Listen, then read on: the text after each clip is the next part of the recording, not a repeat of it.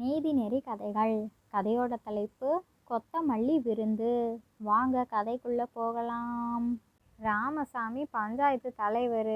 அடிக்கடி பஞ்சாயத்து பண்ணுறதுக்குன்னே அவருக்கு நேரம் சரியாக இருக்கும். வீட்டில் இருக்கிறத விட ஆலமரத்துக்கு கீழே உட்காந்துட்டு இருக்கிறது தான் இவரோட வேலையே. பஞ்சாயத்து பஞ்சாயத்துன்னு அந்த ஊரில் அடிக்கடி பஞ்சாயத்து தான் நடக்கும். இந்த ஊர்லேயே ராமசாமி பஞ்சாயத்து தலைவராக இருக்கிறதுனாலேயே பிரச்சனைகள் எல்லாமே ஓரளவுக்கு கம்மியாக இருக்கும். குற்றம் செய்கிறவங்களுக்கு தண்டனைகளை கடுமையாக தருவாங்க. எல்லா முடிவுகளையும் சரியாக சொல்லுவாங்க. அதனால் யாருமே தவறுகள் செய்கிறதுக்கு பயப்படுவாங்க. தவறுகளும் கம்மியாக இருக்கும். ஊரே நல்லா இருக்கும். அன்னைக்கு ஒரு நாள் அப்படித்தான். பஞ்சாயத்துக்கு போகிறதுக்கு முன்னாடி அவங்க வீட்டிலையே ஒரு பெரிய பஞ்சாயத்து ஆயிடுச்சுன்னா பார்த்துக்கோங்களேன். ராமசாமிக்கும் கல்பனாவுக்கும் ஒரு பையன். அவங்க பையனுக்கும் கல்யாணம் ஆயிடுச்சு. அவங்க மருமக பேர் சுஜி, பையன் பேர் ராஜா. நாளைக்கு நம்ம வீட்டுக்கு ஒரு சொந்தக்காரங்க ஒருத்தவங்க வராங்க. நீ சமைக்கிறியா இல்லை நான் சமைக்கவான்னு கேட்டா, நானெல்லாம் சமைக்கலை, நீங்கள் சமைச்சு கொடுங்க அத்தை, என்னாலெல்லாம் வந்தவங்களுக்கு சமைச்சு தர முடியாதுன்னு சொல்கிறா. இதெல்லாம் நியாயமாங்க? அப்படின்னா இப்போ நம்ம வீட்டில் யாருமே இல்லைன்னா யார் வர்றவங்களுக்கு சமைச்சு கொடுப்பா? மருமகன்னு இவ தானே சமைச்சு கொடுக்கணும். இல்லைன்னா நம்மளெல்லாம் தப்பாக பேசுவாங்க. உன்னையும் தான் தப்பாக பேசுவாங்க. நம்மளோட குடும்பத்தையே தப்பாக பேசுகிற மாதிரி ஆயிடுமேன்னு சொன்னால், அதெல்லாம் என்னத்த நீங்கள் இப்படி பேசுகிறீங்க? சமையல்லலாம் அப்படி என்ன இருக்குது? யார் சமைச்சா என்ன? சுவையாக இருந்தால் யாருனாலும் சாப்பிடுவாங்க. வந்தவங்க என்ன நான் சமைச்சான்னு பார்க்க போகிறாங்களா இல்லை கேட்க போகிறாங்களா? நீங்கள் சமைச்சா என்ன? உங்களுக்கும் சமைக்கிறதுக்கு விருப்பம் இல்லைன்னா சொல்லிடுங்க, எந்த பிரச்சனையுமே கிடையாது. இப்போ உள்ள காலத்துக்கெல்லாமே ஆர்ட்ரு பண்ணாலே போதும் அத்தை, சமைச்சு தான் ஆகணும்னு கட்டாயமெல்லாம் கிடையாது அப்படிங்கிறாங்க. இப்படியே போயிட்டு இருந்ததுன்னா நம்மளோட வீட்டோட கௌரவம் என்ன ஆகுறது? நீங்களே அவளுக்கு கொஞ்சம் சொல்லுங்க புத்திமதிய. நான் சொல்லியெல்லாம் எந்த இதுவும் எடுபடவே இல்லை. ஒரு நல்ல முடிவாக சொல்லுங்கங்க. ஊருக்கே நீங்கள் பஞ்சாயத்து தலைவராக இருக்கிறீங்க. வீட்டுக்கும் நீங்கள் தானே தலைவர். நல்லதாக ஒரு முடிவை சொல்லுங்க. உங்கள் மருமகன் நான் சொல்லி தான் கேட்கல, நீங்கள் சொல்லி எப்படி கேட்காம போயிட போகிறா? நானும் பார்க்க தானே போகிறேன். ஒரு நல்ல முடிவாக சொல்லுங்கங்க அப்படிங்கிறாங்க. உடனே ராமசாமி திரு திருன்னு முழிக்கிறாங்க. நான் ஊருக்கே பஞ்சாயத்தை சொல்லிடுவேன், ஆனால் உங்கள் 2 பேர்த்துக்கும் நடுவில் நான் மாட்டிக்கிட்டனே, பஞ்சாயத்து சொல்கிற அளவுக்கா இருக்குது? என்னம்மா இப்படி பண்ணுறீங்களே? 2 பேரும் சேர்ந்து முடிவெடுக்க வேண்டியது. இதில் நான் என்ன சொல்ல வேண்டியிருக்கு? ஆமாம்மாம்மா, நீங்கள் சரியாக சொன்னீங்க அத்தை. மாமா சொன்னதை கேட்டிங்கல்ல, நம்ம 2 பேரும் சேர்ந்து முடிவெடுக்க வேண்டியது. நீங்கள் தான் அத்தை எதுக்கெடுத்தாலும் கோபப்பட்டுட்டு எதையாவது யோசிச்சுக்கிறீங்க. அப்படியெல்லாம் இருக்க வேண்டிய அவசியமே கிடையாது. சாதாரணமாக இருங்க. யார் என்ன நினைக்க போகிறாங்க? நம்மளோட சந்தோஷம்தான் அத்தை நமக்கு முக்கியம். நம்ம சந்தோஷமாக இருந்தாலே மற்றவங்கள சுலபமாக சந்தோஷப்படுத்தலாம் அத்தை அப்படிங்கிறாங்க.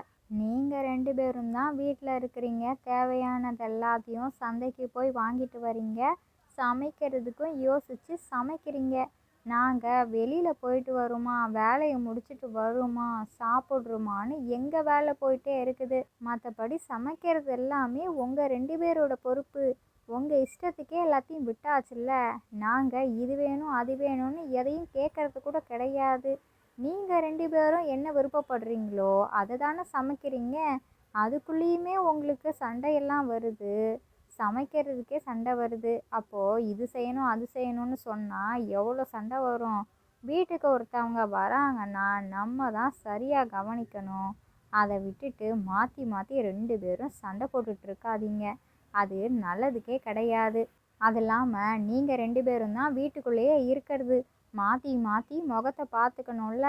சண்டை போட்டுட்டு இருந்தா ஒருத்தர் அந்த பக்கமும் ஒருத்தர் இந்த பக்கமும் மூஞ்ச தூக்கிக்கிட்டு இருந்தா நல்லாவா இருக்கும்? அதனால் நீங்களே சமாதானம் ஆயிக்கோங்க. யார் யார் என்னென்ன பண்ண போகிறீங்களோ பண்ணுங்க. ஆமாம், நாளைக்கு யார் வர்றது? அதுக்காக தானே இவ்வளோ போராட்டம் நடந்துட்டுருக்குது. யாருன்னு சொல்ல கல்பனா அப்படிங்கிறாங்க. அட என்னங்க, நீங்கள் வேற நல்லா தீர்ப்பாக சொல்லுவீங்கன்னு பார்த்தா இப்படி புஷ்ஷுன்னு போயிடுச்சு. உங்ககிட்ட நாங்கள் கேட்டதுக்கு கேட்காமலே இருந்திருக்கலாம். டே ராஜா, நீ ஏதாவது கருத்து சொல்ல போறியாடா அப்படிங்கிறாங்க. அம்மா, என்னை ஆளை விடுங்க. நீங்கள் 2 பேராச்சு எங்களை இதுக்குள்ளே இழுக்காதீங்க. நான் வரமாட்டேன். உங்கள் 2 பேருக்குள்ளே நாங்கள் வந்தோன்னு வச்சுக்கோங்க, எங்கள் 2 பேர்த்த நீங்கள் ரசமாக்கிடுவீங்க. நீங்கள் 2 பேருமே பேசி சமாதானமாகி சரியாகிக்கோங்க. நாங்கள் இதுக்குள்ளே வரமாட்டோம் அப்படின்ட்டாங்க ராஜா. சரி சரி, யார் வர்றதுன்னு நான் தான் கேட்டேன்ல, அதை இன்னும் சொல்லவே இல்லையே அப்படிங்கிறாங்க. ஆ, நீங்கள் தீர்ப்பையே சொல்லலையா? அப்போது யார் வந்தால் என்ன, வரலன்னா என்ன, அதை மட்டும் உங்களுக்கு சொல்லணுமா? சொல்ல முடியாது. உங்களுக்கு தான் பஞ்சாயத்துக்கு நேரம் ஆயிடுச்சுல்ல, போங்க. வீட்டு பஞ்சாயத்துக்கு மட்டும் உங்களுக்கு நேரமே கிடைக்காது. அதுக்கு ஒரு முடிவையும் சொல்ல மாட்டீங்க. ஆனால் ஊரில் ஒரு பஞ்சாயத்துன்னா வீட்டில் சாப்பிட்டுட்டு இருக்கவங்க கூட சாப்பிட்டு முடிக்கிறதுக்குள்ளேயும் வேக வேகமாக கையை கழுவிட்டு ஓடிடுறது. எல்லாம் இப்படி தான் இருக்கும். போங்க போங்க அப்படிங்கிறாங்க. இப்போ நான் என்ன பண்ணணுங்கிறீங்க? நான் ஒரு முடிவை சொன்னால் அதை நீங்கள் கேட்டுருவீங்களா? உங்கள் இஷ்டத்துக்கு தானே நீங்கள் எப்படியும் செய்வீங்க. அதுக்கு எதுக்கு நான் ஒரு முடிவை சொல்லணும்? ஆ, நான் சொல்கிறதுக்கு பதிலே வரலை. இதிலருந்து நான் ஒரு கருத்து சொல்ல, நீங்கள் ஒரு மறுப்பு சொல்ல, எதுக்கு இதெல்லாம்? சரி சரி, நீங்கள் எதையும் சொல்ல வேண்டாம், நான் கிளம்புறேன். நீ சொன்ன மாதிரி எனக்கு பஞ்சாயத்துக்கு நேரமாச்சு. பஞ்சாயத்தை முடிச்சுட்டு வேலைக்கும் புறப்படணும் அப்படின்ட்டு ராமசாமி புறப்பட்டுட்டாங்க. அன்னைக்கு நாளும் அப்படியே முடிஞ்சிருச்சு. மறுநாள் காலையில் விடிஞ்சிருச்சு. சுஜி எழுந்திருக்கவே இல்லை. மணி 8 ஆயிடுச்சு. எழுந்திரிப்பா எழுந்திரிப்பான்னு பார்த்துட்டே இருக்கிறாங்க கல்பனா. ஆனால் இன்னும் எழுந்திரிச்சு வரவே இல்லையே. சரி, நம்மளே போய் அவளை எழுப்பி விட வேண்டியது தான். நம்ம வீட்டுக்கு தான் இன்னைக்கு சொந்தக்காரங்க வராங்கல்ல, அவளை இன்னைக்கு சமைக்க வைக்காமல் விடவே கூடாது. எவ்வளோ வாட்டி தான் அவளும் அது இதுன்னு காரணம் சொல்லிக்கிட்டே இருப்பான். இன்னைக்கு நானா அவளான்னு பார்த்துட வேண்டியது தான் அப்படின்ட்டு சுஜியோட அறைக்கு கல்பனா வந்திருக்கிறாங்க. சுஜி, சுஜி, எழுந்திரி. எவ்வளோ நேரம் ஆகுது? மணி 10 ஆகுது. எழுந்திரி எழுந்திரி. இவ்வளோ நேரமாக ஒரு பொம்பளை பிள்ளை தூங்குறது? எழுந்திரிம்மா அப்படிங்கிறாங்க. அத்தை, கொஞ்ச நேரம் அத்தை, மணி 8 தானே ஆகுது. நீங்கள் சும்மா சொல்கிறீங்கன்னு எனக்கு நல்லாவே தெரியும். நீங்கள் வரும்பொழுதே நான் பார்த்தேன், நின்று யோசிச்சுட்ருக்கிறதையும் கவனித்தேன். மணி 8 மணி தான். இவ்வளோ சீக்கிரமாகவே என்னை எழுப்புறீங்களே. இன்னும் ஒரு மணி நேரம் மட்டும் தூங்கிக்கிறேனே, அப்போனா எனக்கு பகல் முழுக்க ரொம்பவே ஃப்ரெஷ்ஷாக இருக்கும் அத்தை. நீங்களும் ஏன் அத்தை இவ்வளோ சீக்கிரமாகவே எழுந்திரிச்சிட்டிங்க? நீங்கள் நல்லா தூங்குங்க, அப்போ தான் உங்களுக்கு டென்ஷனே ஆகாது. போய் தூங்குங்க அத்தை. ஒரு 1.5 மணி நேரம் கூட தூங்குங்க. நான் உங்களை எழுப்புறேன் அப்படிங்கிறாங்க. சரிதாம்மா, சரிதான். நீ சொல்கிறதெல்லாம் ரொம்ப சரிதான். நானும் நீ சரியாக வருவேன்னு நான் நினச்சிட்டே இருந்தேன். அது எல்லாம் என்னோட முட்டாள்தனம்தான் போல இருக்குது அப்படின்ட்டு கோச்சிக்கிட்டு கிளம்பிட்டாங்க. அத்தை அத்தை, இருங்க அத்தை, இப்படி கோபப்படாதீங்க. நான் எழுந்திரிக்கணும், அவ்வளோதானே. சரி, எழுந்திரிக்கிறேன். இப்போவே நான் எல்லாத்தையும் எடுத்து வச்சுட்டு உங்களுக்கு என்னென்ன உதவிகள் செய்யணுமோ செய்ய வரேன் அப்படின்ட்டு கிளம்பிட்டாங்க. அதுக்கப்புறமா ராஜாவும் ராமசாமியும் கேட்குறாங்க. என்ன 2 பேருமா சேர்ந்து ஒரு முடிவுக்கு வந்துட்டிங்களா? இன்னைக்கு எந்த பிரச்சனையும் இல்லைல்ல அப்படிங்கிறாங்க. ஆ, அதெல்லாம் ஒன்றும் கிடையாது. நாங்கள் நல்லா தான் இருக்கிறோம் அப்படிங்கிறாங்க கல்பனா. ஆமாம்மா, ஆமாம், அத்தை சொல்கிறது நிஜம்தான். நாங்கள் 2 பேரும் சிரிச்சிட்டே தானே இருக்கிறோம். எந்த பிரச்சனையுமே இல்லை. நீங்கள் கிளம்புனதுக்கு அப்புறமாவே நாங்கள் 2 பேரும் சமாதானமாகிக்கிட்டோம். எங்கள் 2 பேர்த்துக்குள்ள எந்த பிரச்சனையுமே கிடையாது. சந்தோஷமாக தான் இருக்கிறோம். இன்னைக்கு வீட்டுக்கு வர விருந்தினருக்கு நான் தான் சமையல் செஞ்சு கொடுக்க போகிறேன் அப்படிங்கிறாங்க. அதை கேட்ட கல்பனாவோட முகம் சும்மா பிரகாசமாக பளிச்சுன்னு மின்னுது. இதைத்தானே அத்தை நீங்கள் எதிர்பார்த்தீங்க? நீங்கள் எதிர்பார்த்த மாதிரியே நானே சமைக்கிறேன் அப்படின்ட்டு மனசுலையே நினச்சிக்கிட்டாங்க சுஜி. என்ன, நிஜமாவா சொல்கிற அப்படிங்கிறாங்க கல்பனா. ஆமாம் அத்தை, ஆமாம், நான் சமைக்க போகிறேன். நான் சமைச்சி விருந்தினருக்கு கொடுக்கலான்னு இருக்கிறேன். எனக்கும் ஆசையாக தான் இருக்குது. இன்னைக்கு யார் வந்தாலும் எத்தனை பேர் வந்தாலும் அவங்களுக்கு நான் ஒருத்தியாகவே சமையல் செஞ்சு கொடுக்க போகிறேன். இது நிஜம்தான் அத்தை. உங்ககிட்ட எனக்கு ஏதாச்சும் தெரியலைன்னா மட்டும் நான் கேட்டுக்கிறேன். மற்றபடி என்னால் எவ்வளோ முடியுதோ அவ்வளோத்தையும் நான் பண்ணுறேன். இப்போ உங்களுக்கு சந்தோஷம் தானே அப்படிங்கிறாங்க. ம், சந்தோஷமா? எனக்கு இதை விட வேற என்ன வேணும்? காலையிலேயே சக்கரை பொங்கல் சாப்பிட்ட மாதிரி இருக்குது அப்படிங்கிறாங்க. சரி சரி, எங்களுக்கும் நேரமாச்சு, நாங்கள் 2 பேரும் வேலைக்கு புறப்படுறோம் அப்படின்ட்டு ராஜாவும் ராமசாமியும் கல்பனா செஞ்சு வச்ச சமையலை சாப்பிட்டுட்டு கிளம்பிட்டாங்க. சுஜியும் குளிச்சுட்டு அழகாக கிளம்பி வந்துட்டாங்க. அத்தை, நான் சமைக்க போகிறேன் அப்படின்ட்டு சொல்கிறாங்க. அப்போதான் அவங்களோட வீட்டுக்கு சொந்தக்காரவங்களும் வராங்க. கல்பனா, ஏய் கல்பனு, கல்பனா, கல்பனு, என்ன எப்படி இருக்க? நல்லா இருக்கிறியா? நான் உன்னை பார்த்து எவ்வளோ வருஷம் ஆகுது. இன்னைக்கு நானும் உன்னோட மருமகளோட கைப்பக்குவத்தில் சமைச்ச சாப்பாடை சாப்பிட்டுட்டு போகலான்ட்டு தான் ஆர்வமாக இருக்கிறேன் அப்படிங்கிறாங்க. உடனே சுஜியும் வராங்க. வாங்க வாங்க, நல்லா இருக்கிறீங்களா? வீட்டில் எல்லாரும் நல்லா இருக்கிறாங்களா அப்படின்ட்டு கேட்குறாங்க சுஜி. நல்லா இருக்கிறோம்மா, நல்லா இருக்கிறோம் எல்லாரும். கல்பனா, உன்னோட மருமக ரொம்ப அழகா லட்சணமாக இருக்கிறா. எங்கேருந்து தான் இவ்வளோ அழகான தேவதையை பிடிச்சியோ தெரியல. எல்லா கலையும் அம்சமாக இருக்குது. ஏதோ மகாலட்சுமியவே பார்த்த மாதிரி இருக்குது அப்படிங்கிறாங்க. இருக்கும் இருக்கும். வீட்டில் என்னென்ன நடக்குதுன்னு எனக்கு தானே தெரியும். இன்னைக்கு ஒரு நாள் பார்த்துட்டு நீ எதேதோ நினச்சிட்ருக்குற. ஆனால் தினம் தினம் பார்க்குறதுக்கு நான் இல்லை மகாலட்சுமி மாதிரியா தெரியுது. சரி, எப்படியோ இருந்துட்டு போகுது. நல்ல வேலை, இவளை பார்த்து எந்த குறையும் நீ சொல்லலை. அது வரைக்கும் எனக்கு சந்தோஷம் அப்படின்ட்டு மனசுக்குள்ளேயே நினச்சிக்கிறாங்க கல்பனா. உடனே சிரிக்கிறாங்க. என்ன சிரிக்கிற கல்பனா? நான் உண்மையாக தானே சொல்கிறேன். நல்லா அழகாக இருக்கிறா. உங்கள் வீடு இவ்வளோ சுத்தமாக இருக்குது. வீட்டில் உள்ளவங்களோட மனசு சுத்தமாக இருந்தால் மட்டும்தான் வீடும் சுத்தமாக இருக்கும். உன்னோட மருமக நல்ல மருமகளாக வந்திருக்கிறா. அதனால தான் உங்கள் வீடுமே பிரகாசமாக இருக்குது. சரி சரி, நீங்கள் 2 பேரும் பேசிகிட்டே இருங்க, நான் அதோ வந்துடுறேன் அப்படின்ட்டு சுஜி சமையல் அறைக்குள்ளே போயிட்டாங்க. பாரேன், உன்னோட மருமக சமையல் அறைக்குள்ளே போயிட்டா. ஜூஸ் எடுத்துகிட்டு வந்து இந்தாங்க குடிங்க அப்படின்ட்டு கொடுக்குறா. பாரேன், வந்தவங்கள எவ்வளோ அழகாக கவனிக்கிறா. இது மாதிரிலாம் இருக்கணும் மருமகன்னா அப்படிங்கிறாங்க அந்த சொந்தக்காரங்க. உடனே சுஜி திரும்பவும் சிரிச்சுக்கிட்டே அவங்களோட சமையல் அறைக்குள்ளே போயிட்டு சமையல் வேலையை பார்க்க ஆரம்பிச்சிட்டாங்க. சமையல் அறைக்குள்ளே போனது தான் போனாங்க. அவங்களோட கண்ணுக்கு பட்டது எல்லாமே கொத்தமல்லி மட்டும்தான்.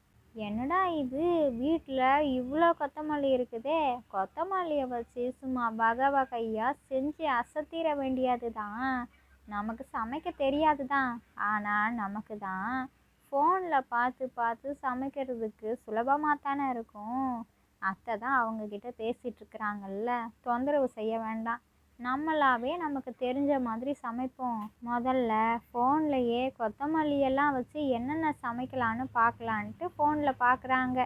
சரி, நாம் ஃபோனில் பார்த்தது தான், கொஞ்சம் குறிப்பு எழுதி வச்சுப்போன்ட்டு ஒரு நோட்லேயும் எழுதி வச்சுக்கிட்டாங்க. இப்போதான் எல்லாம் சரியாக இருக்குது, மறந்தும் போகாது. அப்படி சப்போஸ் மறந்து போனாலும் நோட்டில் பார்த்துக்கலான்ட்டு எல்லாத்தையும் எழுதி வச்சுக்கிட்டாங்கல்ல. சரி சரி, சமைக்க ஆரம்பிப்போம், நேரமாச்சுன்னு வேக வேகமாக கொத்தமல்லி எல்லாத்தையும் வெட்டி எடுக்கிறாங்க. வெங்காயம், தக்காளி, பச்சை மிளகாய், இஞ்சி, பூண்டுன்னு காய்கறிகள் எல்லாத்தையும் நறுக்கி வச்சுக்கிட்டாங்க. அரிசியவும் கொஞ்சம் ஊற வச்சுக்கிட்டாங்க. அதை வச்சு சாப்பாடும் உல வச்சாச்சு. கொத்தமல்லி எல்லாம் வச்சு கொத்தமல்லி ரசம், கொத்தமல்லி சட்னி, அதுக்கப்புறம் என்ன செய்யலாம், கொத்தமல்லியில் ஏதாவது இனிப்பு செய்யலான்ட்டு கொத்தமல்லி கேசரி ஒன்று செய்கிறாங்க. அதே சமயத்தில் சோறும் வெந்துருச்சு. சாப்பாடை நல்லா வடித்து எடுத்துட்டாங்க. கொஞ்சமாக இட்லி அவிச்சு எடுத்துக்கலான்ட்டு இட்லியவும் அவிச்சு எடுத்துட்டாங்க. துவையலில் போட்டு பெரட்டி வச்சு குட்டி குட்டியாக வெட்டி வச்சுட்டாங்க. அந்த இட்லியும் ரொம்ப அழகாக இருக்குது. ருசியும் எல்லாமே சூப்பராக இருக்குது. சமைச்சு வச்ச எல்லாத்தையும் டைனிங் டேபிளில் கொண்டு வந்து வச்சுட்டாங்க.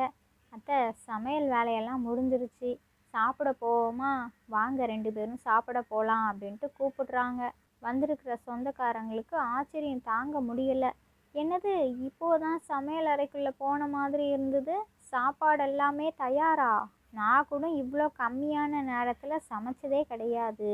ஆனால் உன் மருமக ரொம்ப வேகம்தான், விறுவிறுப்பாக வேலையெல்லாம் முடிச்சிட்டாளே. சூப்பர்மா சூப்பர் அப்படிங்கிறாங்க. கல்பனாவுக்கு தலையே சுத்திருச்சு. இந்த சுஜிக்கு சமைக்கவே தெரியாது. முன்ன பின்ன சமைக்காத இவ இவ்வளோ சீக்கிரத்தில் எப்படி சமைச்சா?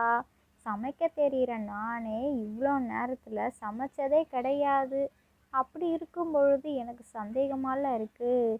ஒரு வேளை ஆர்டரு கீட்ரு ஏதாச்சும் பண்ணியிருப்பாளோ? அப்படியும் இருக்கலையே. ஏன்னா அவள் சமையல் கட்டிலேருந்து வெளியிலேயே வரல. சமைக்கிற வாசமும் வந்துச்சு. சரி சரி, எப்படியோ சமைச்சு வச்சிருக்கிறா. ஆனால் சுவை தான் எப்படி இருக்க போதோ தெரியலையே.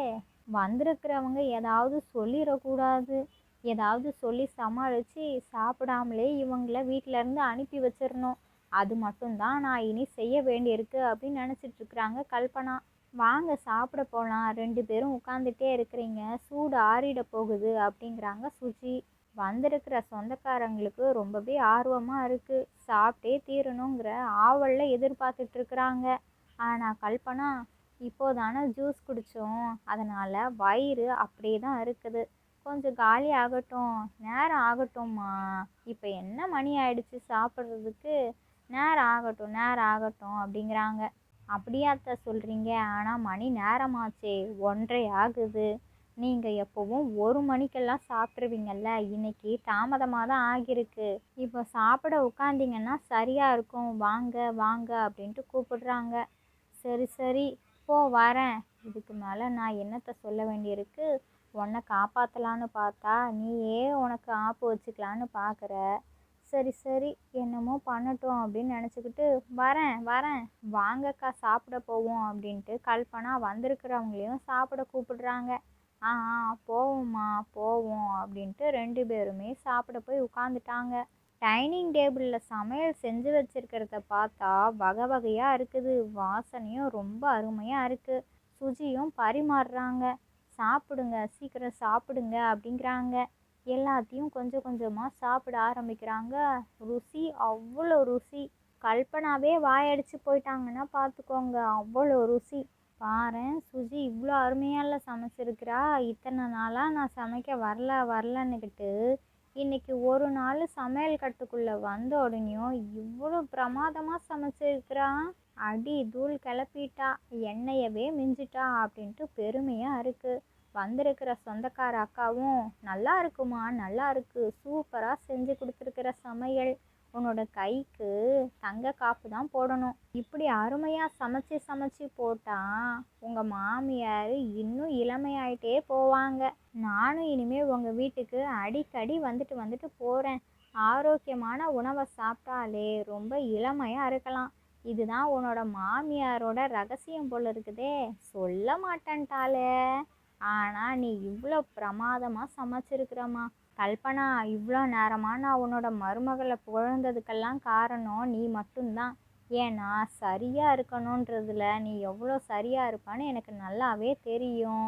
இவ்வளோ நேரம் நான் உன்னை பற்றி எதுவும் சொல்லலை, ஆனால் இப்போவும் நான் உன்னை பற்றி எதுவும் சொல்லலைன்னா அது நல்லாவே இருக்காது. நீனு ரொம்ப கொடுத்து வச்சவ. ஏம்மா சுஜி, உன்னோட மாமியார் உனக்கு கிடைச்ச பொக்கிஷம்மா. அவள் கொஞ்சம் காரசாரமாக தான் இருப்பா, ஆனால் அவளோட மனசில் கொஞ்சம் கூட கோபமே இருக்காது. எதையினாலும் மனசில் பட்டதை அப்படி அப்படியே பேசிடுவா. கள்ளங்கபடம் இல்லாதவ. அதனால தானோ என்னமோ அவளுக்கு இவ்வளோ நல்ல மருமக கிடைச்சிருக்கிறா. சுஜி, உனக்கு கிடைச்ச மாமியார் மாதிரி வேற எங்கே போனாலும் கிடைக்கவே கிடைக்காதுமா. ரொம்ப ரொம்ப கொடுத்து வச்சவ நீ தான் அப்படிங்கிறாங்க. அதுக்கு உடனே சுஜியும் ஆமாங்க ஆமாம், எங்கள் அத்தை ரொம்ப நல்லவங்க. என் மேலே அவ்வளோ பாசமாக நடந்துப்பாங்க. எந்த வேலை செய்யலைனாலும் அது இப்படியா அப்படியான்னு எதையுமே சொன்னது கிடையாது. அவங்க என்னை என்னோட விருப்பத்துக்கு தான் விட்டுருவாங்க. அதனால தான் நான் இவ்வளோ சந்தோஷமாக இருக்கிறேன். பாவம் எங்கள் அத்தை தான் எல்லா வேலையும் இழுத்து போட்டு பார்த்துப்பாங்க. ஆனால் இப்போ தான் எனக்கு தெரியுது, தனியாக ஒவ்வொரு வேலையும் செய்யும் பொழுது அதில் எவ்வளோ கஷ்டம் இருக்கும்னு. இன்றைக்கி தான் நான் முறையாக சமைச்சிருக்கிறேனே, இதில் எவ்வளோ குறைகள் இருக்குதுன்னு எனக்கு நல்லாவே தெரியும். அத்தை அவ்வளோ அருமையாக சமைப்பாங்க, ஒரு குறை என்னால் சொல்ல முடியாது. வாயில் வைக்கிறது எல்லாமே அம்புட்டு ருசியாக தான் இருக்கும். ஆனால் நான் சமைச்சது எல்லாமே சுவை இல்லாமல் இருக்குது. அதில் எதையுமே நீங்கள் குறை சொல்லக்கூடாதுன்ட்டு என் மனசு கஷ்டப்படாமல் புகழ்ந்து புகழ்ந்து பேசுனீங்களே, இந்த புகழ்ச்சியே எனக்கு எவ்வளோ சந்தோஷமாக இருக்குது. இவ்வளோ நேரம் வரைக்கும் அத்தை என்னை பற்றி ஒரு குறை கூட உங்ககிட்ட சொல்லவே இல்லை. இதை விட எனக்கு என்ன வேணும்? இப்போதான் எங்கள் அத்தை எனக்கு ஒவ்வொரு நாளும் ஒவ்வொரு விஷயத்தையும் எப்படியெல்லாம் சொன்னாங்கங்கிறதுக்கான அர்த்தமெல்லாம் புரிஞ்சிருக்குது. வீட்டுக்கு வர்ற ஒவ்வொருத்தரையும் நாம் எந்த அளவுக்கு அன்பாக உபசரிக்கிறோமோ அதை விட உலகத்தில் வேற எதுவுமே கிடையாது. வந்தவங்க எவ்வளோ சந்தோஷமாக வராங்களோ அதை விட பல மடங்கான சந்தோஷத்தோட தான் அவங்களோட வீட்டுக்கு போகணுன்ட்டு இன்னைக்கு நான் நல்லாவே தெரிஞ்சுக்கிட்டேன் அப்படிங்கிறாங்க சுஜி. இந்த கதையிலேருந்து நாம் என்ன தெரிஞ்சுக்கணும் அப்படின்னா, நாம் நம்மளை விட பெரியவங்களோ சின்னவங்களோ சரியான விஷயத்த சொல்லும் பொழுது நமக்கு அதில் கொஞ்சம் கஷ்டமாக தான் இருக்கும். ஆனால் சரியான விஷயம் யார் சொன்னாலும் அதை ஏற்றுக்கணும், எடுத்து அதை நாம் செய்யணும். அதுதான் அவங்களுக்கும் சந்தோஷம், நமக்கும் மிகப்பெரிய சந்தோஷத்தை தரும். 100% நம்மளோட பெரியவங்க அனுபவத்தில் சிறந்தவங்க. அவங்களுக்கு நிறையா விஷயங்கள் தெரியும். அதனால் அவங்க சொல்கிற விஷயம் எதுவுமே தவறாக போகாது. அவங்களோட மனசு கஷ்டப்படாமல் அவங்க சொல்கிறத கேட்டோம்னாலே அவங்களுக்கும் சந்தோஷம், நமக்கும் சந்தோஷம். இந்த கதை பிடிச்சிருந்தா லைக் பண்ணுங்கள், ஷேர் பண்ணுங்கள். உங்களோட கருத்துக்களை கமெண்ட் பாக்ஸில் கமெண்ட் பண்ணுங்கள். இது மாதிரி சுவாரஸ்யமான கதைகள் எல்லாம் பார்க்கணுமா? ப்ளீஸ் நம்மளோட சேனலை சப்ஸ்கிரைப் பண்ணுங்கள். இதோட இன்னொரு சூப்பராக சுவாரஸ்யமான கதைகள் வீடியோவில் பார்க்கலாம். ஓகே, பாய்.